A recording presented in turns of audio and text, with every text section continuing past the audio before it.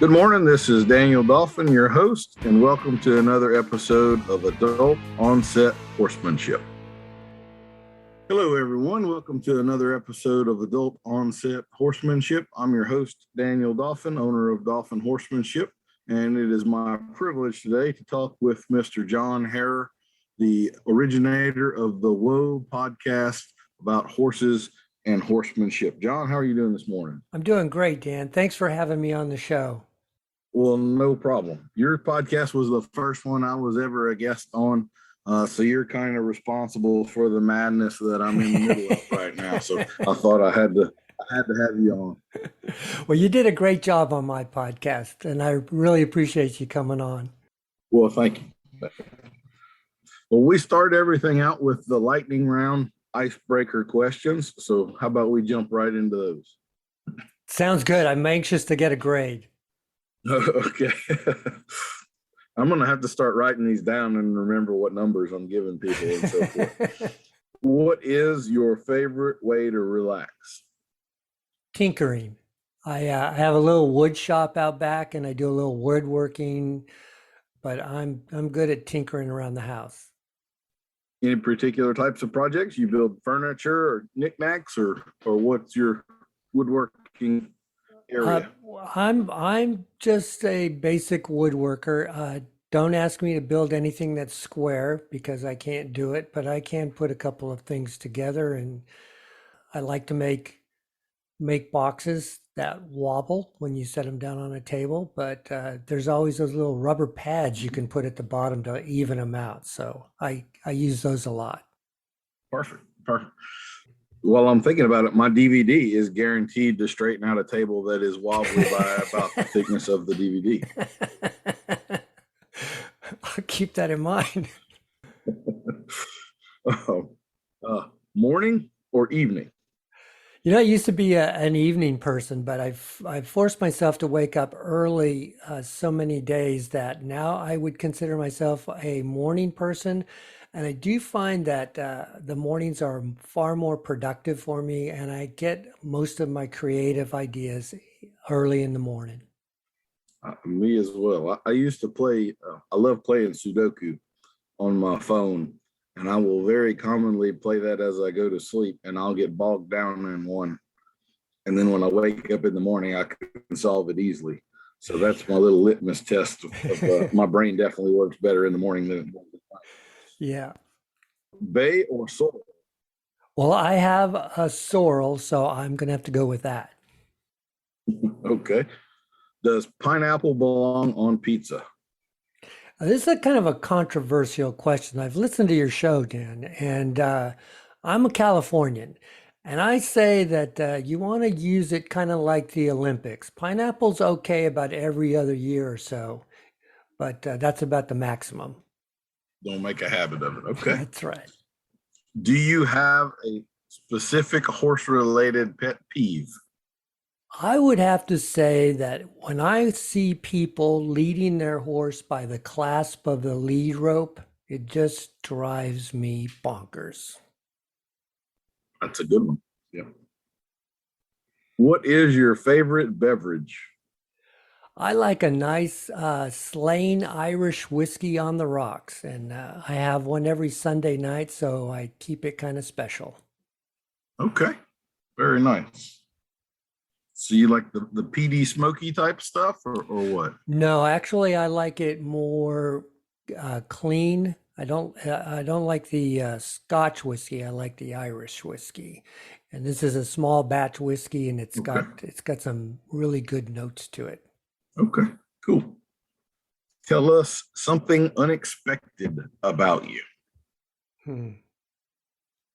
Well, most people don't know that I'm a very shy person, yet I keep putting myself in situations where I have to kind of like this. And one of the biggest things I did is in the 1980s, I trained Frisbee dogs, and I was one of 8 teams to perform in front of 80,000 people at a 49ers New York Giants football playoff game at Candlestick Park. That was almost as scary as this, Dan. Well, Well, that's pretty neat. I haven't done this intentionally, but it seems like most of the guests I'm picking are people with dog training backgrounds. That's interesting. I've always found that people that train dogs get along very well with horses. There seems to be a bridge there that a lot of the things you have to deal with in teaching most people about horses, dog people just bypass 80% of it straight away. Works out very well. I've noticed that a lot of your guests have had dog training. And a couple weeks ago, I think it was Claire from France, she was talking about it. And I kind of agreed with hers that I initially found training dogs and then trying to move to horses to be very frustrating because I thought I was pretty handy at training a dog, but I tried to translate that to a horse and it just didn't work out. So when she was telling the story about her Malinois and then going to horse training, I could really relate to that. Mm-hmm. But once I got away from thinking like that I trained a horse the same way as a dog, then I was able to move forward pretty quickly. It's the swapping from species that's the issue. I kind of always felt like, particularly with all the psychology and philosophy stuff that I study, that it should translate very readily to my kids. But I bumble through fatherhood just like I bumbled through the first 20 years of training horses, making all these mistakes. I guess you just have to ruin a few before you get to where it's smooth and polished and you can see the road a bit more clearly. What superpower would you choose? Superpower. Well, when I was a younger man, it probably would have been invisibility for strictly purient reasons. But now that I'm older, I hate traffic. And so I think maybe flying like Superman would be a great superpower to have. I'm with you. Are you more of a thoughts person or more of a feelings person? Yeah, I think thoughts. I keep grinding at a problem, and if I can't solve it, I just keep looking at it from different angles until I figure it out. And if I feel myself getting frustrated with, which is an emotion, I'll usually take a break. And kind of like what you talked about with the Sudoku is that take a break and then come back to it again. And a lot of times those answers will just naturally pop back into your head. So I have thoughts. Mm-hmm. Okay. Do you have a favorite piece of tack or horse related tool? Yeah, my very first tool was the Clinton Anderson halter, lead rope, stick and string. And I got those before I even owned a horse. The stick and string taught me a lot as a novice, and I like that halter. I have that first halter and lead rope that I bought 15 years ago, and I use it almost every day. So I really like the Down Under Horsemanship stuff. They make really good products. Okay. Do you have a favorite book or movie? Yeah, my favorite, I don't read a lot. I'm not a real strong reader, but I'll read any Sherlock Holmes novel or short story. I like the way he taught me how to deductively reason. And then as a movie, I really like, it's an old Warren Beatty movie called Heaven Can Wait. And I think there's a good storyline there that when you're ahead of the game, just take care of your assets. And I really like the message that movie gave. Okay. What is your favorite dinosaur? My favorite dinosaur. I would have to say, seems probably obvious, but I like the T-Rex. Big body, small hands. I think that guy's pretty good, and he eats anything he wants, so can't go wrong there. Oh, I was actually having a discussion with my youngest son, bringing him to school this morning. We were talking about dinosaurs. A couple of facts that popped into my head. I think one of my favorite dinosaurs is the crocodile or the alligator because they survived all that stuff and they're still Oh, around today. And did you know that genetically speaking, a crocodile is more closely related to a chicken than they are a snake? no way. Yep, it really seems it seems odd. And if you take a chicken and you pluck it, like you're harvesting chickens and you pluck them, and you stand them up on their feet, that's a dinosaur. I mean, they have the scaly legs, the eye pupils, the whole 9 yards. And like we have free range chickens out here, those are the huntingest things. There's any kind of lizard, frog, grasshopper, that thing is in very big danger around here. So, That's pretty yep. amazing. I hadn't thought about it like that, but the way you described it, and I hadn't thought about a crocodile or an alligator being as part from the dinosaur age, but those Mhm. guys live to be, 100 years old, don't they? They do. Yep. And they've been around a long, long time. I mean, they're survivors. And I think, but they lay eggs just like chickens do. And then feathers are made of keratin, which is the same thing the scales are made out of. It's believed that feathers evolved from scales. So anyway, a little interesting tidbit from my morning drive to school. You're a fountain of knowledge, Dan. Found a useless information is how most of my friends and family pose it. But anyway. And have you ever had a UFO encounter? I have not. Not Okay. in reality. Some probably in my dreams, I think. But those were the 70s, and so I don't think they count. Watch out for the mushrooms behind the barn. All right. I'm going to give you 123 points, Whoa, which wow. I that, think that's a new that gets record. us into it is. So you are eligible for a coupon for 50% off of a unicorn valid wherever unicorns are sold. So we'll get that coupon in the mail to you today.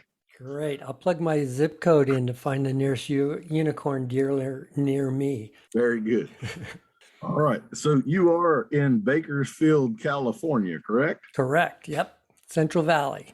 Are you born and raised, or are you a transplant there? Or I was born in Los Angeles, Whittier, actually, and I'm 67 years old. We moved here when I was 10.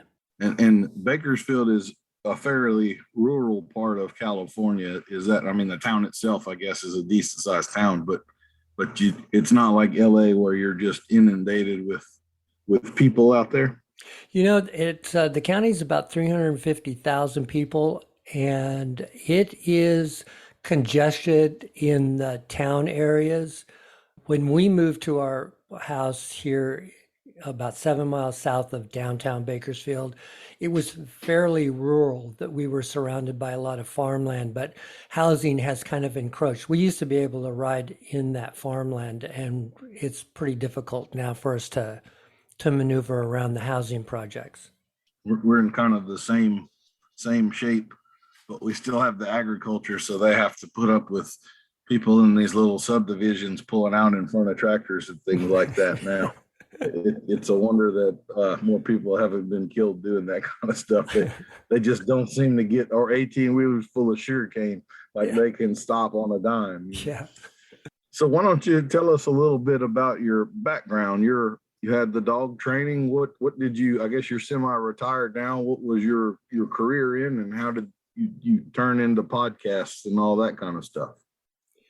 Well, when I moved back to Bakersfield, I worked with my father for 13 years at an oil field machine shop. We were partners there. I enjoyed it very much, and working with my dad was really a very special time for me. But right across the street, there was a health food store, and I was kind of altering my lifestyle to become more healthy. I walked over to the man across the street and I said, "Hey, I'm not going to be in this machine shop all the rest of my years. How do you start a health food store?" And he said, "Well, John, I'm about ready to retire. You can buy this store if you like." So we did. We put our house on the line and we bought the health food store downtown. My wife ran the health food store while I worked in the machine shop during the day, and then I would go over there and do all the shelf stocking and cleaning and general maintenance at night. I did the machine shop for 15 years. Concurrently, the health food store, we ran that for 30 years and retired in 2013. I thought I was going to be a journalist in the horse industry. I found out that was much more difficult to try and get into than I initially had planned, although I did get my very first job. I closed the store on a Friday after 30 years, and on Monday we drove to Colorado for the first Australian camp draft competition that was sanctioned in the United States. Covered that for the Australian Stock Horse Society. And I started the podcast in 2012, which was the early days of podcasting. As a matter of fact, a lot of people didn't know what a podcast was. So I tried to get a guest on and they'd go, well, what the hell is a podcast? And who are you? Because nobody knew who the heck I was. So that's pretty much the short end of it. Well, just so you know, that's been my experience as well. The same two responses: what is a podcast, and who are you? So that's still going on. So when did you get into horses? Obviously, 2012. If you were already thinking of journaling. Yeah, it's kind of interesting. When you called and asked me to be on the show, I knew you were going to ask about my history with horses. When I started thinking about it, we moved to Bakersfield here when I was 10 or 11, and I had a newspaper route. For the kids out there, they used to have these little paper things that you would roll up and throw on people's porches every morning, so they'd get up to their morning coffee and have to read the paper instead of on their iPad. And I would get up at 4 in the morning and deliver papers on Monday and Wednesday for a whole whopping $12 a month. But because I was new to Bakersfield, I didn't have a lot of friends. I found a stable that was about 3 miles away that I could ride to on my Stingray bicycle. And I would go down there in the summertime and rent a horse for an hour. This would give you a little bit of a idea of what times were different back then, is that I walked into the stable and I said, hey, I want to rent a horse. And he says, do you know how to ride? And I said, yes. He says, it's $8 an hour. And he says, I'll saddle up a horse for you, but I don't want you going any longer than an hour. So, okay. And don't run the horse on the way back. Okay. I hadn't been on a horse before, other than the ponies that you go around and around in a circle. Mm-hmm. So I got on this horse and I could ride along the Kern River all by myself. There was nobody out there. Would ride for an hour and not see another soul on the river. And then I look at my watch and I would ride out for 40 minutes and then go, oh crap, I got to get back. So I would trot and lope the horse, and the horse was perfectly willing to do it. He was a stable horse and he knew exactly where he was going. He would rush back to the stables. He would come back all sweaty. I didn't know anything about horses, nothing. And I don't know how I steered him. I don't know how I made him go or stop or anything. I couldn't make him stop on the way back because we got back, they were sweaty. The big old burly guy would yell at me.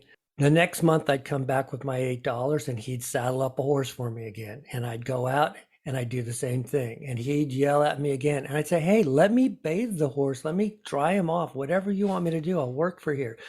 He said, no, get out of here, kid. So he finally ran me off. I was probably a smart ass kid. And I didn't have much to do with horses after that until my wife and I got married in 1981. And she wanted a horse. So we found this place south of Bakersfield. It's a half an acre. And she bought this thoroughbred quarter horse cross. And as a foal. So I built some pens out of oil-filled machine pipe, brought Vandy home, and he was untrained, and he was a yard ornament for a long time. And when she would ride, naturally, you could guess what happened is that she came off a couple of times. So I kind of avoided that situation altogether. And I was into golf and tennis and mountain biking and anything else that I could do other than the horse. I was in charge of input and output, I say. Hay in and manure out. That was my distinct charges. In 2004, we got TiVo, and as part of that package, they had RFD TV. They had Ken McNabb, they had Richard Winters, they had Richard Shrake, Craig Cameron, Chris Cox, Clinton Anderson, John Lyons, all these guys. And I was watching these guys going, oh my goodness, I'd been trying to work with horses the wrong way. And I just devoured these shows. I just loved them. Fast forward a little bit, Renee's horse, my wife is Renee, her horse dies at the age of 25. And she knew it was coming, so she had been putting $100 a month away for a couple of years. And she goes out and she gets another horse, a grade quarter horse gelding named Dusty. And this guy, at the time, we had the store. And so she would take off in the afternoon and go for a ride. I'd close the store up. And then, well, she goes home to ride Dusty. And I get a call from the neighbor that she's come off Dusty. And I go, oh my goodness. So I go home. She's got a bump on her head. She said that some kids were playing with this big piece of tin and it scared Dusty and he spun and she came off. So I said, okay, well, you're not riding him for a while. She goes, well, he's got to be ridden. He's, a 9-year-old quarter horse. I said, okay, well, if he needs to be ridden, I'll ride him. And she looked at me and she said, you haven't been on a horse in the 25 years we've been married. I said, yeah, but I've been watching these shows. I think I can handle it. And I rode when I was 11. And I started riding Dusty around, and in 3 weeks she was back. And, that was kind of the end of my horse career until our neighbor who keeps their horse behind our property, we trailered out someday for a ride, and she's getting ready to mount her horse, and the horse is moving around. I'm telling her that, hey, don't let that horse move around while you're mounting up. And she's looking at me like, get the hell out of here. What are you, some kind of expert now? And I said, well, I know that a horse isn't supposed to be walking around while you're trying to mount him. And she says, just leave me alone. So I said, okay. And she steps into her stirrup, horse moves. She comes down on her knee and she cracks her kneecap. So later she says, John, if you want to work my horse while I'm healing up from this cracked bone, it's 8 weeks and you're welcome to work Charlie. Oh man. So I got me a stick and string from Clinton. I got me a cowboy hat and I got me a halter and lead rope. And every morning, 6 a.m., I was out there working Charlie, and I got to ride him for 8 weeks. And about week 6, she calls me up. She says, hey, the doctor says I'll be cleared to ride again in 2 weeks. I'll need my horse back, he was just right out back. She saw him every day. And I said, oh my goodness, I kind of like this kind of stuff. And I turned to Renee and I said, I think I need to get me a horse. So I did. And I got a horse that I made some mistakes buying him. He was a good horse, his gelding, about the right age, 8 or 9. Worked him for about a year. He showed up lame about a month after I got him, but I still continued to work him. I didn't know any better. And it turned out he had navicular pretty bad in both of his front feet. And the vet said, probably best just to put him to sleep. So I kind of took that as a lesson in buying horses and trusting the people you buy them from. And I went out and got me a foundation quarter horse mare that hadn't been worked too hard, had 90 days training on her, and I went to work on her. And we've had a pretty darn good relationship for the last 15 or 16 years. Her name's Jessie. For the podcast, I covered a local event here called the Vaquero Heritage Trainers Challenge. They have a herd of wild Mustangs in Tehachapi. And we were in a big drought in 2014 and 2015. So they were this herd had grown to about 115 horses, all black. And they had a little Mustang makeover event to try and bring public awareness to adopt some of these horses out because the land just wasn't going to support them. The following year, there was talk early in the year that they weren't going to have it because they didn't have enough trainers. And I'd kind of fallen in love with the thought of a wild herd of horses. And I said, if you don't have enough trainers, I'll go ahead and I'll get a horse and I'll try it. So I did. And I got a little black horse that we called Scratch. He was a 10-year-old gelding. He was in the herd for 7 years. They brought him out, gelded him, I was going to actually ask you about the Mustang makeovers and all of that stuff. Does I understand that that is a pretty formative part of your journey, correct? That is, yeah. The Carroll Heritage Trainers Challenge was really one of those turning points. And to take that horse that hadn't been touched at all and try to make a horse out of him was really pretty challenging. And I'm not afraid to admit that I made a ton of mistakes with Scratch. Mm-hmm. I've always had some mixed feelings about those deals because I have to say, in my heart of hearts, I do not think most people have any business working with a Mustang. It's kind of a baptism by fire sort of a thing for sure, as I'm sure you learned. You're absolutely right. But you seem to have survived it. I did. Um, It was one of those experiences in life that you look back on and you go, man, that was pretty amazing. And what the hell was I thinking at the same time? some of life's best experiences start that way. The part of it I'm always afraid of, it's a very common thing where people start off with more horse than they really need. And I would say it's a pretty low percentage of people that come out of the other side of that and stay in the horse world.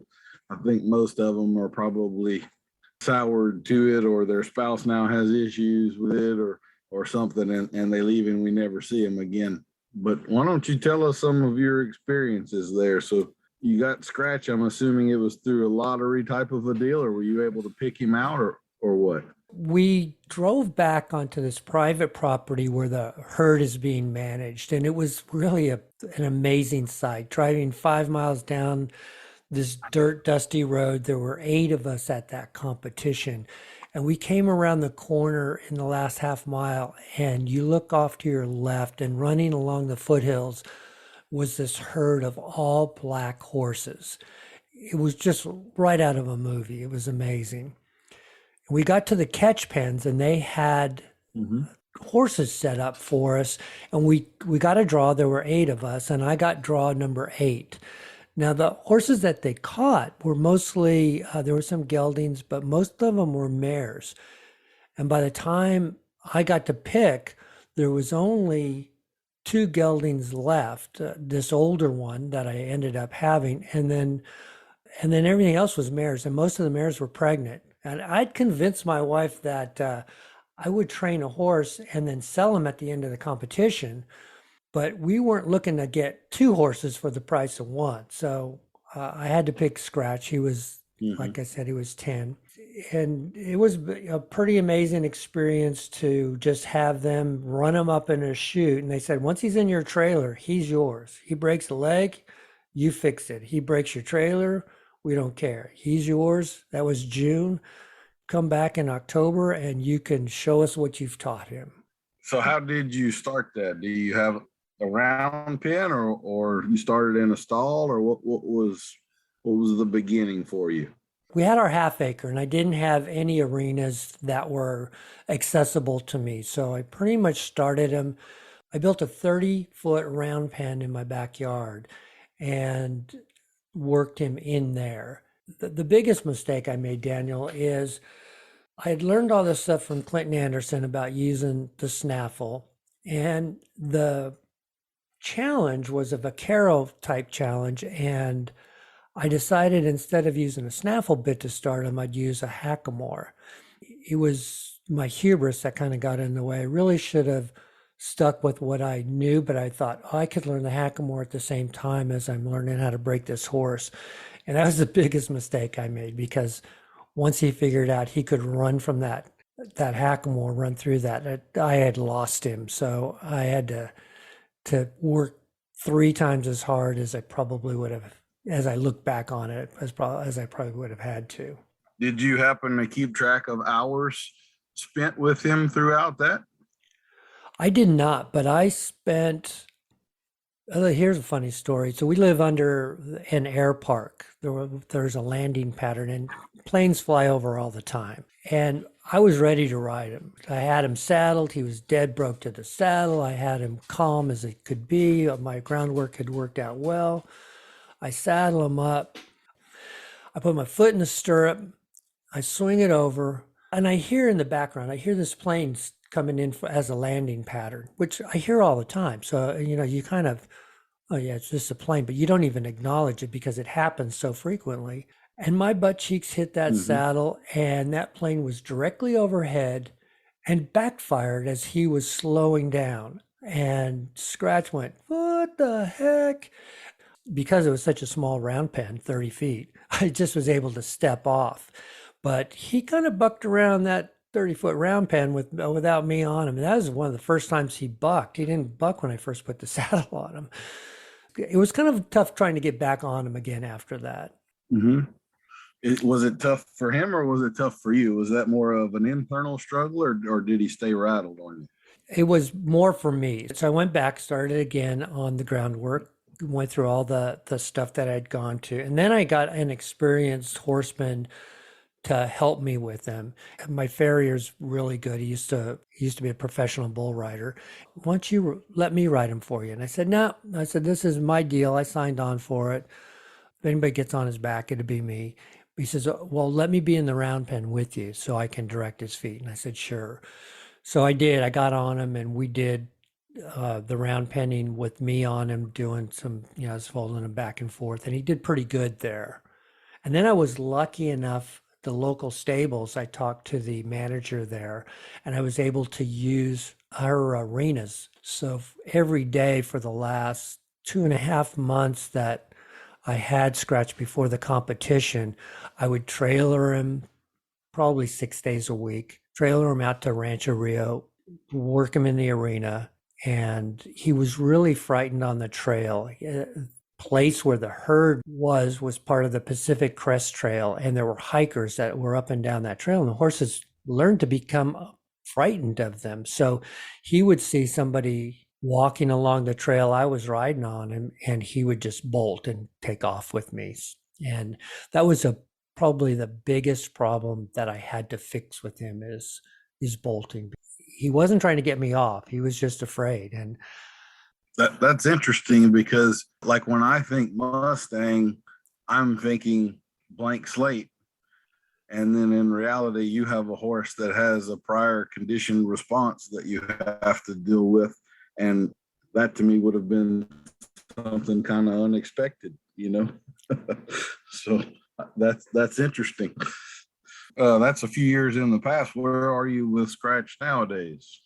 we're doing pretty well. He is a little bit slow and a little bit lazy, as Mustangs generally are. He doesn't see much reason to go loping circles in an arena, but he's a pretty good trail horse. He hasn't taken off on me for a while. They have allowed e-bikes on the trails that we generally ride on now, and those do scare him. He took off on me about a year and a half ago, but he doesn't go nearly as far as he once did. He used to run for 2 or 3 minutes, and now it's just about 50 yards, and he turns around and checks on things. Well, very good. And he was also sort of what initially started you videoing and podcasting. Is that correct? You were before we had technical difficulties. You were alluding to doing some reporting on this Mustang deal. So is he really what started the podcast for you, or was that prior to him? It was prior to him. So in 2012, I was looking for ways to chronicle my experience. And as I mentioned, I was really into down under horsemanship. No Worries Club, which is part of Down Under, had quite a few members in it. And I thought that we could share ideas about Down Under horsemanship through the podcast. I thought it would be just a small group of people. And I actually called it the podcast. Down Under Horsemanship is DUH. And did that for the first 45, 50 episodes or something. And had a lot of the members of the No Worries Club members. I tried to get some of the professional clinicians on. Even though I said I wasn't affiliated with Down Under, people still got the impression that I was. And Clinton emailed me and said, "Hey, can you change the name of your podcast?" And then it opened me up to other guests. I got to have Baxter Black on. I got to have Martin Black on. Trainers like Bobby Kerr from the Mustang Million, Tom Hagwood. And then for my 100th episode, I got to have Clinton on. So I interviewed him for my 100th episode. Well, that's pretty cool. This is one of the reasons that I really wanted to get you on here is that you have the unique experience of having had many discussions with many different horsemen, all of a pretty high level, but from a lot of different perspectives. You know, if this podcast hadn't happened for you, you might be seeing the world more through the prism of Down Under horsemanship, but you know, now your perspective is expanded. So what would you say are some of the lessons that you have learned, maybe some unexpected things that you have come across through this podcast and getting to know some of these horsemen? I know that's a very broad question. I apologize. No, that's okay. That's okay. Are there a few things that stand out? There are, one of the things is I wasn't part of the horse world before I got a horse and started the podcast. And I didn't realize how varied the horse world was. Like you said, my intro was those RFD clinicians, and all of them were pretty similar. I just gravitated to Clinton because he kind of spoke in the way that I could understand. And he had a complete program at the time. He had a groundwork program and a riding with confidence program. So I would go out and work my horse and then look at his DVDs again. But one of the things I liked about Clinton, he says, you're not going to use me when you get more advanced. You're going to go off and you're going to learn stuff beyond what you learn here. And I took that to heart. So when I went out and started looking at other trainers, they showed me different techniques. And every clinic that I went to and every discipline that I tried through the podcast, I learned something. So we did working equitation, and I interviewed the trainer, and I went to a working equitation clinic, and I got to see how they do things. And we did the EXCA, the Extreme Cowboy Race, and I got to see how they did things and how to try to work a horse fast and whether I liked it or not. We got to do a ton of trail classes and obstacles.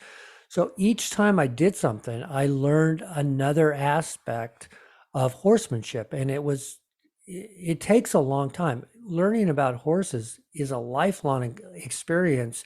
And I started it 2/3 into my life. So, it's like drinking water out of a fire hose. You feel like you got to try and catch up. And the podcast was really instrumental in helping expose me to people that I wouldn't normally have been exposed to. So is there a particular memorable guest or shocking sort of a moment where you ask a question and you got a response you really didn't see coming or anything like that? Well, the interview with Clinton was probably the most bizarre experience that I've had in the podcast. I got his DVDs in 2006, let's say, but I would I watch these DVDs over and over again, and I'd try something on my horse, and then I'd go back and watch the lesson again. It became so natural for me to go out and go, okay, here's what I'm doing. And Clinton would be in my head telling me what I would be doing groundwork wise or riding wise or whatever I was doing with my horse. I'd have Clinton's voice in my head. So then on the 100th episode, I actually get him on the phone and I'm talking to him. And it's like, oh my God, this is the real guy. I told him, I said, this is surreal. I've had your voice in my head for so long that talking to you for real was just bizarre, because he was saying things that he didn't say on the tape, I just had these phrases in my head, squeeze, cluck, and spank, and he he was giving me actual answers to questions. So that was pretty bizarre. That makes sense?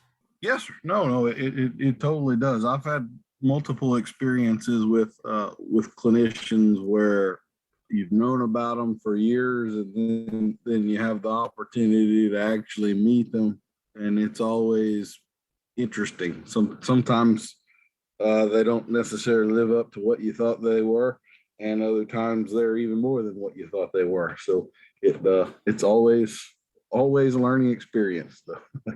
So now you are starting to show your mare some. You're doing some ranch riding stuff, and tell us a little bit about that. How is walking through that entry gate going for you? You finding that a new challenge? Was it what you thought it would be?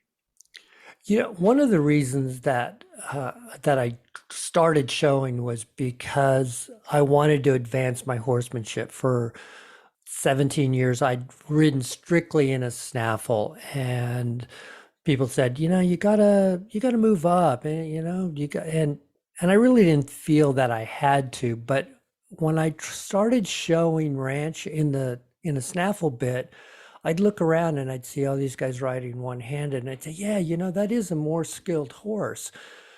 And one of the reasons that I had avoided moving out of the snaffle is because I didn't understand bits. I had gone to several different seminars, but never really understood what difference the bits were. And I really didn't understand how to transition from one bit to another.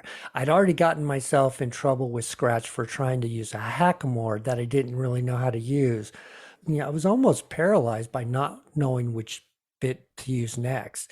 And after you contacted me for the podcast and let me watch your more about bits and bitting, I began to get a feeling that, hey, I think I can make a transition to one hand. And you were pretty instrumental in that. It's a 5-hour video that you watch, but you learn how bits work. And now I'm starting to ride both horses in a Billy Allen bit, and they seem to be much happier. And from that, I'm learning how little a cue I can make to get the horse to do what I want him to do. Where with the snaffle, you're kind of just pulling him around sometimes. Mm-hmm. Yes, sir. It's amazing how sensitive they can be, but it takes a lot of work to get there, for sure. Yeah, and they talk about feel and timing all the time with horsemanship. I was mostly working on my timing, but I really didn't have the concept of feel. And I think part of that feel concept is asking the horse in the most softest, politest way first. That doesn't mean you're going to get the answer you want, but let them know that danger's not coming if they don't do what you want. But you can get them to do a lot more with that stuff. One of the things I notice a lot as I travel around and do clinics, there are a lot of horses out there that flinch every time the rider moves the reins.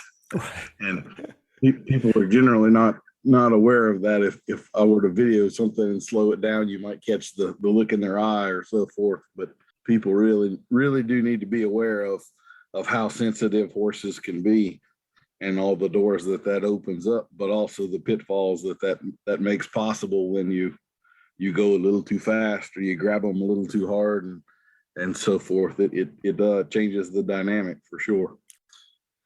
Well, John, it is time for us to get to the sponsor of this episode, and this is a returning sponsor. They were very pleased with the response we got from the last advertisement, so they decided to do another episode. So I love these. This episode is sponsored by the American Society Simplifying and Exemplifying Sarcasm, or ASSES. Did you know that 80% of Americans rate as subfluent in sarcasm? As an aside, 78.34% of statistics are totally made up. Anyway, at the American Society Simplifying and Exemplifying Sarcasm, we know that you are smart enough to tell the obvious from the obviously wrong. Heck, we even promise to definitely help you to recognize hyperbole and to stop using the word literally when you really mean figuratively. Recognize when other people are being humorous in your presence from now on. At Asses, we've even seen a strong correlation between people learning to read when others are being disingenuous and voting better. Join our movement today and become a fellow ass. That's a great sponsor, Daniel. Thank you. Thank you. They were tailor made for me, let me tell you. So I've also seen through your social media and stuff that you have started giving back to the community that you have learned so much from. And you are now helping out with some kids and doing some clinics of your own and so forth. So how has that been going for you? That's been a lot of fun. I help out at a junior rodeo, and that's pretty much just being the ground team. I do have a couple of people that have asked me to help them with their horsemanship. At first, I was very reluctant. I'd never considered myself an official trainer at that point. And these folks were basic beginners, and they needed help with working their horses. They really needed help with how they perceive their horses, because I think so many beginning horse people get into it because they think they're going to have this wonderful relationship with their horse, much like a dog.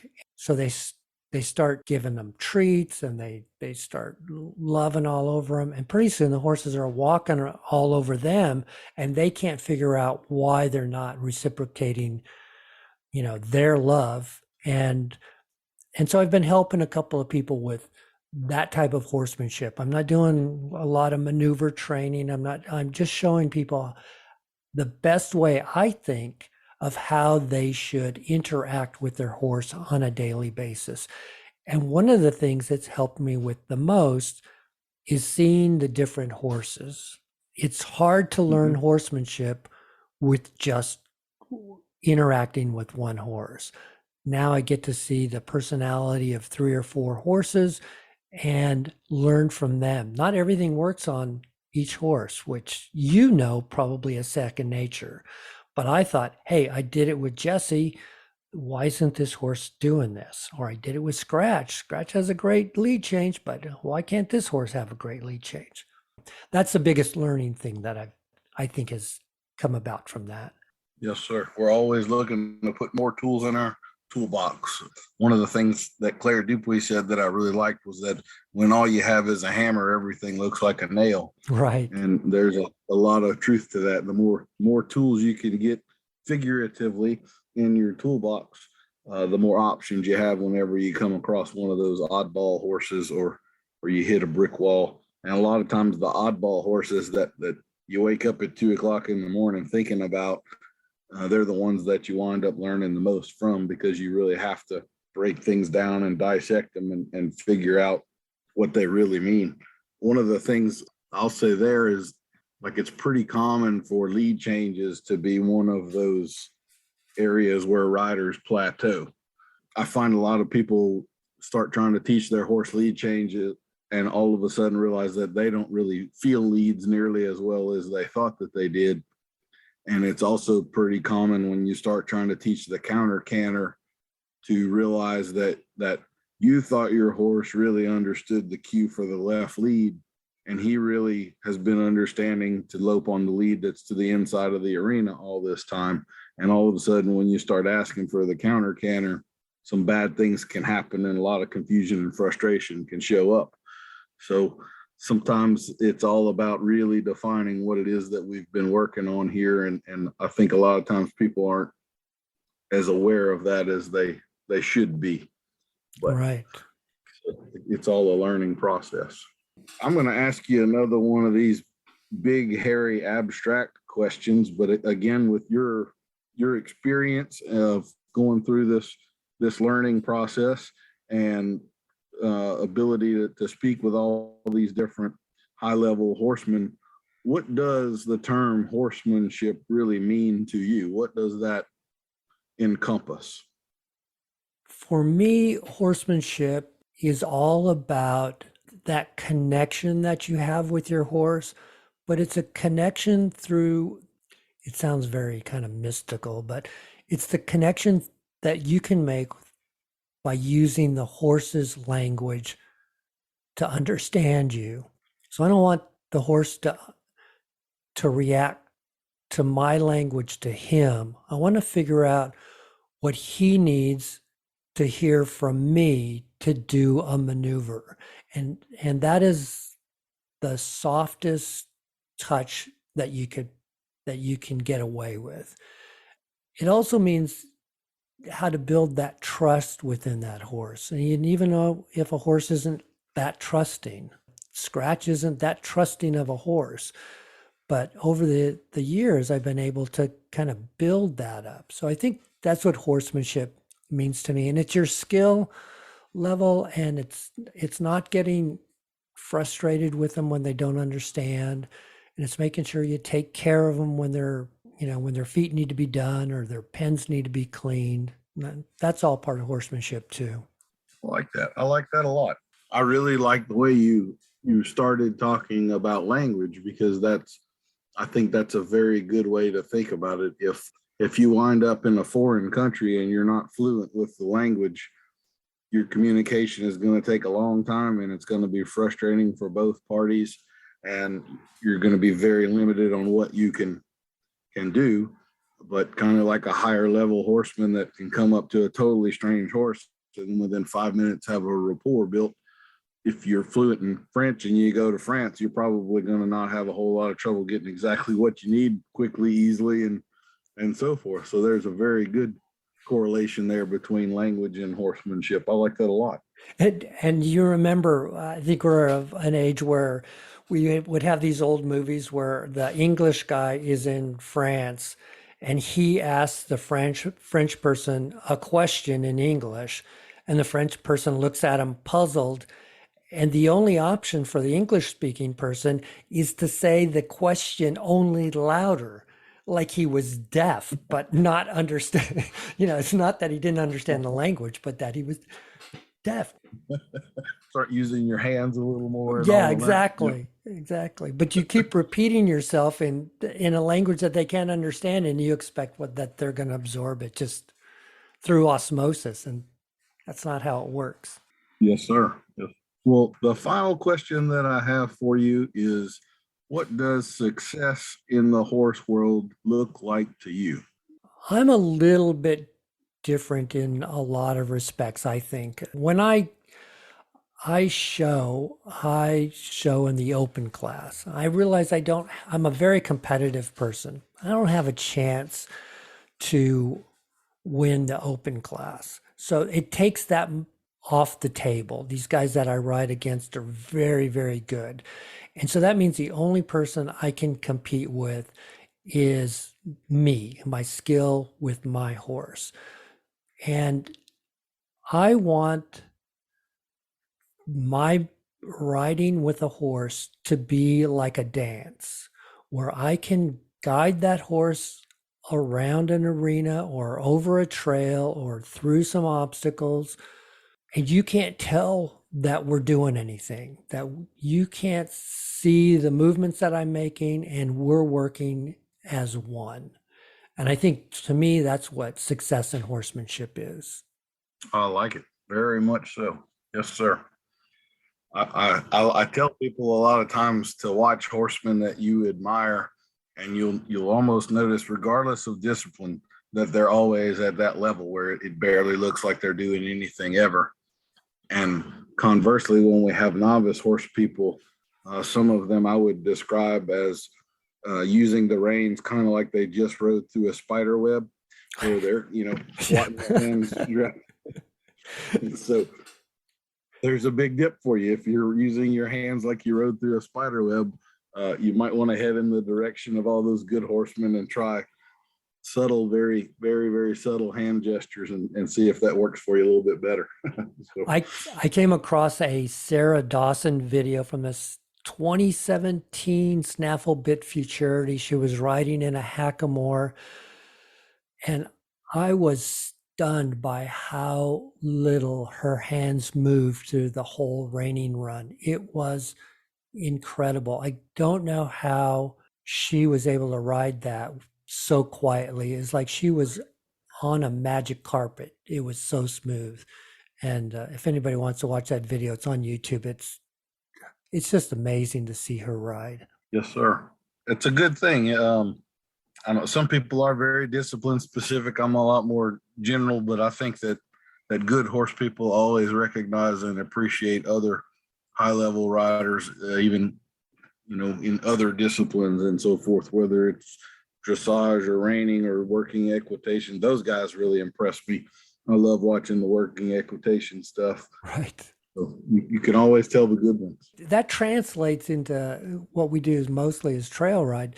And it does translate into trail riding if you can guide your horse down the trail, and we try to find different things and different challenges out there to do, and doing them in arena gives you that environment to learn them in, and so that when you go out on the trail you're able to get things done. I think the trail is a very underutilized arena for training a horse.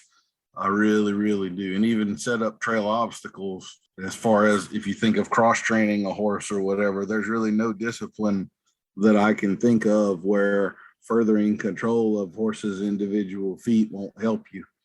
And obstacles give you a very tangible way to help work on that stuff, where it's pretty obvious when your left hind keeps banging into the side of the bridge that you need to pick that one up higher to step on there. And you can really have some fantastic light bulb moments with your horse on trail obstacles. I think that's an underutilized tool out there for people of any discipline. And it also gets you out of the arena and lets your horse decompress a little bit and so forth. So one of my pet peeves with the horse world is when you get a show horse and then you try to take him out in the pasture and he's completely lost, and you realize that they've never taken this thing out of the arena. Right. That just infuriates me to no end every time I come across it. There was a trainer I was watching, and unfortunately I don't remember his name. It was a long time ago. It was Equine Affair used to come out to Pomona, and I'd volunteer each year to go be the ground crew or whatever. And there was a guy in the back arena who was saying, you want to know when your horse picks up his right front or his left. You want to know which foot the horse is moving. And I'm going, I mean, I was new to this, so new, so green. I was like, there's no way you can tell which foot the horse is. That's how green I was. But it did later come down to the line going, yeah, I should be able to control each of the 4 feet of my horse independently. Now, just because I can't do it doesn't mean it can't be done, but it's certainly something to aspire to. And I keep working at it. Someday I'll get it. Yes, sir.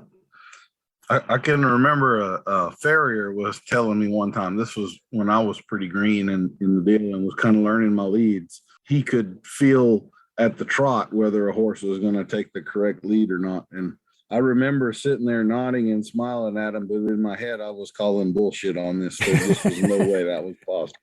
And now it's so obvious that it absolutely is that. So we all have those moments. Nothing's wrong with that. Can I ask you a couple of questions? Sure. Something that I've come across with the horsemen that really know their stuff, the guys that are fairly advanced, when they go to teach somebody, I think it's called expert bias, is that they know how to do something so well, and they've been doing it for so long that they find it difficult to teach. Do you know what I'm saying? Is that No, absolutely. Yes, sir. So how do I overcome that? Yeah. So I would say that the skills of being good with horses and the skill of being good with people are really 2 totally different skills. And so for the last, I don't know, 6, 8, 10 years or whatever, that I've been working with people more, I've really studied more on the people side than I have on the horse side, and really concentrated more on that.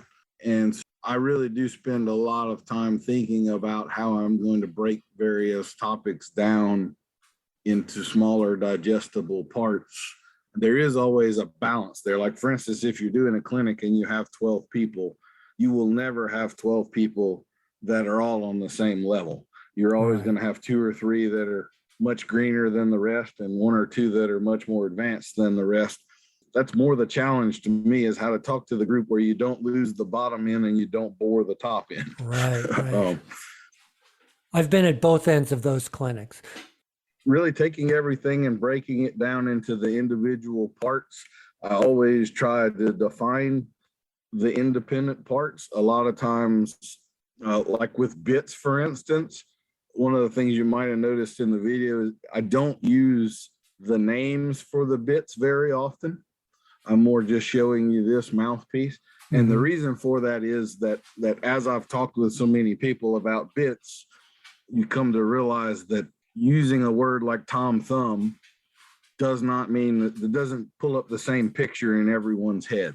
And so when someone uses a name like that, I always then ask them to describe the bit to me. And it may seem like I don't know what I'm talking about at that point, but the reality is I've dealt with 25 people that had a radically different idea what that bit was, and I want to make sure we're on the same page. So I think that's a really important step, is making sure that we are on the same page and we're defining this as this, because certain disciplines do have different ways of describing the same thing. I'm kind of always mystified when I study dressage. It seems like they go through the most complicated way possible to describe a simple action that they can come up with. I understand what you're talking about, but for the life of me, why would you have described it that way? That just made it way harder for everybody to understand. And then the other part of it is I just check in with the people and I'm looking them in the eye and, hey, do you understand what I just said? Do I need to say that a different way, or did I get through? I don't know how successful that I really am. I feel like I'm fairly successful with it, but the skill of explaining things to people is, I find, far more important than the horse part of it. I am sometimes, do I want to publicly say this or not? Say it. I don't think you really have to be that great of a horseman to be successful in the teaching part of it. I have been, like, I had the MC in Expo with two professionals riding in it that I had heard of beforehand and so forth, but had never personally seen them ride. And when I personally saw them ride, I was shocked. They were way greener than I was expecting them to be. Both of them were. And that was a big bucket of cold water on my face, in that the general public cannot watch two riders and tell whether one is really an expert or one is just kind of mediocre.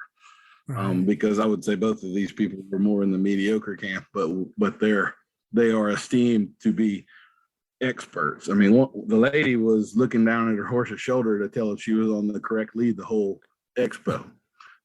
That's basic. I mean, that's not, you shouldn't be nearly to the point where you can't feel that and be riding in public showing people things, but that's where we were. So anyway, the skill of describing it to people is the much harder skill. That's what I concentrate more on than the horse part of it. The horse part, by and large, is the easy part in what I do. Right. Okay, now a horse question. And I've told you about Scratch, and I take responsibility for everything he doesn't do well, just as much as I take responsibility for the good things that he does. So we're trying to do some arena riding, and I need him to do 3 circles in a rating pattern. Maybe it was because all the arena riding I did while I was training him, or that he's a Mustang and doesn't really see much point in riding in a circle around our arena. But trying to keep him in a lope for those 3 circles has really been a challenge. How do I motivate him? I don't think a riding crop is, I don't have any adverse reasons for not using one, but I don't think that's going to convince him that I want him to continue loping. And I'll tell you what I have been doing more recently is that when I take him out on the trail, I do a lot of loping on the trail wherever we can. There's a lot of gopher holes, but whenever I can, I do some free loping where he's loping out in the open, so that when I do take him in the arena, I'm hoping that he's more comfortable doing that. Have you got any pointers that might help me get him a little more motivated to lope in the arena? first of all, I would encourage you to keep doing what you're doing. That was the first thing I was going to say. If I have a horse that is a little lazy in a confined area, then the first thing I want to do is take them out of the confined area and lope in a big pasture or something like that.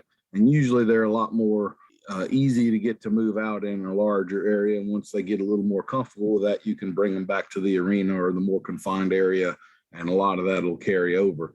Okay. One other thing I might ask you about is like what does he do when you are loping him around? Is he just breaking down to a trot, or does he try to stop completely, or how severe is he trying to get out of it, I guess? Okay. Well, we were in the midst of talking about your horse not wanting to keep loping for very long, and I think I was asking you what he does. Does he just break down to a trot, or does he try to stop completely? More or less, how significant is the refusal at this point? As we go around, he'll just break down into a trot. A lot of times he'll just break down into a trot in the back, and he'll continue to try and lope in the front. And that makes for a very rough ride. Okay. So I'll go ahead and tell you behaviorally how I would deal with that, but because he's doing it that way, that actually makes me suspicious that he may have a pain issue somewhere, because it's kind of unusual for them to just drop out in the hind. So, and I would also ask now, is that more pronounced one direction than the other? Yes, it's a little bit more pronounced to the right. Okay.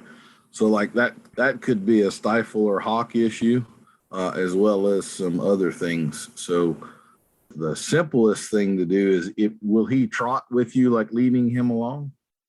Yes. Have you ever done a flexion test on a horse? I've seen it done a number of times. That might be something to try.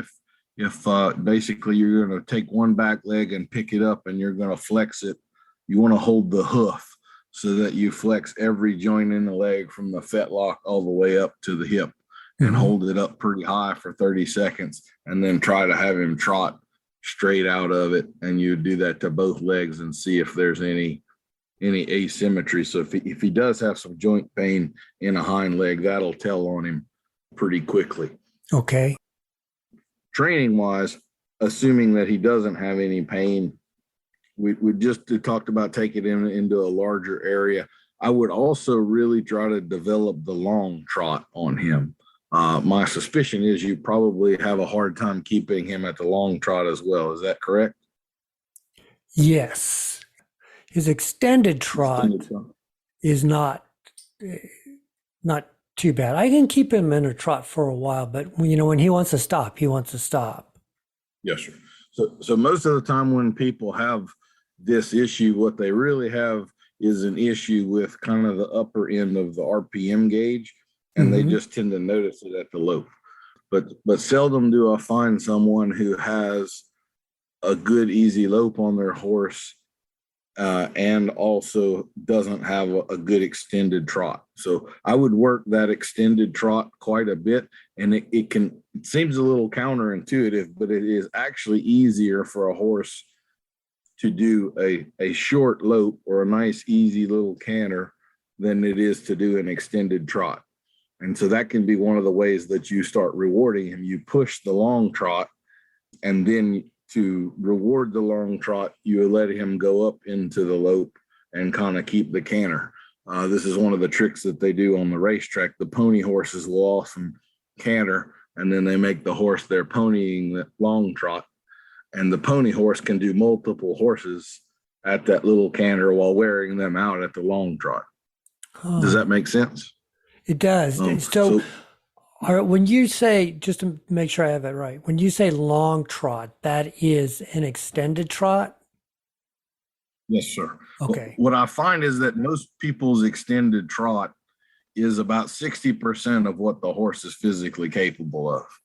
And it's a really, really good thing to try to push that line as far as you can. Okay. It's great for stretching a horse out and really physically warming them up. A long trot uses more muscles than the lope does, so you have more blood flow to more actual muscles, and it's also a symmetric gait.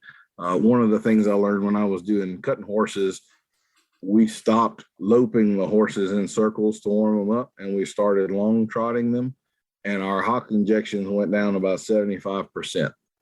Oh, wow. And you think all of the wear and tear on the hocks was from all the stops and turns, but that would tend to suggest that it was actually all the circles we were loping that was having that effect. So I much prefer the long trot for warming a horse up. I think it's a highly underutilized gait. You can really get them loose and kind of relaxed and floppy, and they get their head real level and they really get to stretching out. And when you can get that done, then I would about promise you that your loping problem is going to just magically disappear without really having worked on it at all. And also, I know you're showing in ranch riding and stuff, and that's one of the gaits that you want to show. And I've judged some of those things a lot of times. Again, the difference between their working trot and their extended trot is like 10%. It's barely at all. If you have a horse that really can extend out, that's going to, change things for you on that scorecard as well. It's like you're watching me from Louisiana, Dan. That's exactly what happens to me. But I would, because he tends to drop out in the hind and try to continue in the front, that's not typical. So that does make me a little suspicious that he could have some pain somewhere. And that could be anything from kissing spine or ulcers to, like I say, hocks or stifles. Because it's asymmetric, in other words, you said he was a little worse to the right than the left. That makes me a little more suspicious of a stifle problem than anything else, to be honest. And stifle problems often are muscular in nature. So there's a tendon there that holds the patella. That's the true knee of the horse. A lot of times, if you'll do some hills or some ground poles with a horse, a lot of stifle problems can be dealt with that way without real surgical intervention. Now, of course, that's dependent upon the nature of the injury there. All right. But I've seen a lot of stifle problems that were solved by exercise. So cool. Anyway, those might be some things I would try. I'll give it a go. Another thing you have the opportunity with there is while you're long trotting, I really like to see people take their rein hand and really slide it all the way up the horse's neck as far as they can reach.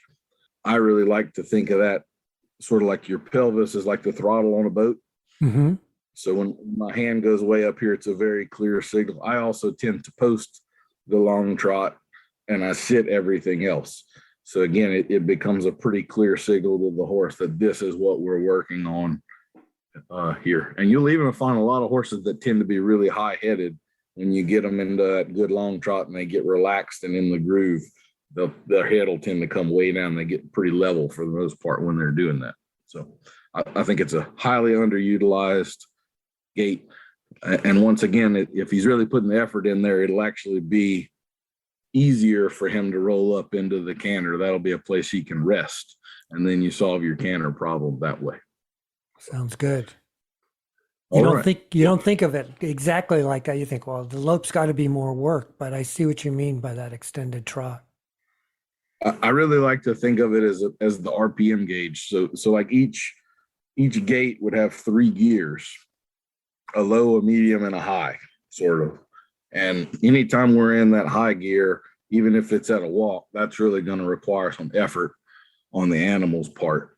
And I feel like people don't tend to work on things that way. I seldom work on the middle. I always work on the edges. I try to push the RPMs as high as I can. And then I try to work on the low end and get them to go as slow as I can.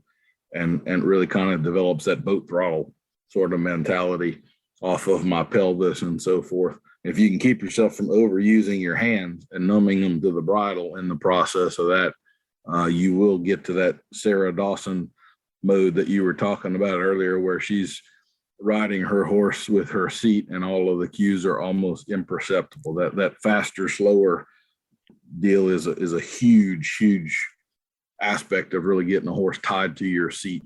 So, right. Yeah, I might have gone off in the weeds on you a little bit there. No, you didn't. Anyway. I'm soaking it in, Dan. Yes, and I'm not saying you might not ever have to use a bridle rein on his butt or crop like you were talking about. But if you just took that long trot and you worked at it and you kind of had that 1% change every day, in a month you'd go from 60% of what he can do to 90% of what he can do. Yeah. You know, so that's the way I would look at it. I might just put the lope on the back burner for a little while until I had that a little more developed. And I have a sneaking suspicion that when you develop that long trot a bit more, that lope problem is just going to magically melt away. So, sounds good. I'll report back to you. So that sounds excellent. Did you have any other questions for me or anything? No, I think that'll do it. I'll have some questions for you down the road here as I progress through this. I did have one other question for you that I try to ask everybody, and I had forgotten to ask you earlier, but you obviously are an avid learner still with regard to horsemanship and all. Are there any resources that you would point any people to, any avenues where you have found some good nuggets of knowledge that you might share? I think that you want to have as basic of a knowledge as possible. So when I first started the podcast, I remember telling people, if you were as green as I was, that's the first caveat. If you were as green as I was and you were starting in horses, and a lot of people do that, is that to find a program that will take you from point A to about 60% of competence, and follow that program. Don't go bouncing around too much. So if you get Chris Cox's program, do that. If you get Clinton's program, follow that, and try and do it in the steps that they provide you. Don't go to the disc number 3 of Clinton and start there. Start at base 1 and learn all the basics first. I think so many people forget the basics and then they move on. I do now use a lot of YouTube videos, and I watch a lot of different things, but in kind of a different way. I'm looking for a little bit of a technique. For example, I'm trying to figure out how to spin. So I watched your YouTube video on spinning, and then I watched Matt Mills, and then I watched about half a dozen others. And they were all using the same basic technique, but they explained it in a different way. And each time I got it explained to me over a period of a couple of months, it started to make sense. So I do think that if you're going to advance your horsemanship, you need to continually be learning from everybody. You might not like what they're doing then. It might make sense to you down the road. It might be something that you just kind of discard, but try to look at what everybody's doing and pick out the things that appeal to you and incorporate them into your program. I guess I'm long-winded today. I don't know what you bring out in me, but that's what I would recommend. Okay.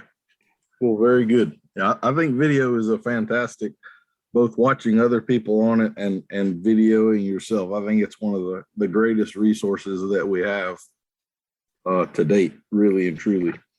So do you ever video yourself riding? Do you get your wife to video you? Or I just saw on YouTube you had released one of your ranch riding excursion there. Do you do a lot of watching yourself ride? I do, especially when I was riding scratch. I did that on a very regular basis to kind of see what I was doing. And it is extremely helpful. If you want your horse to improve, you have to improve as a rider. And my wife has helped me a lot. She'll watch me and see things that I don't realize that I'm doing. My elbows flopping, my hands moving too much, my legs gripping the barrel of my horse, and those types of things. And a lot of times when you're doing that, you need to be told or reminded that you're making those mistakes over and over again, so that when you're riding, you can do the right method long enough for it to become habit. And I think videotape is the best. And one other point on that is that we really live in a golden age of horsemanship right now.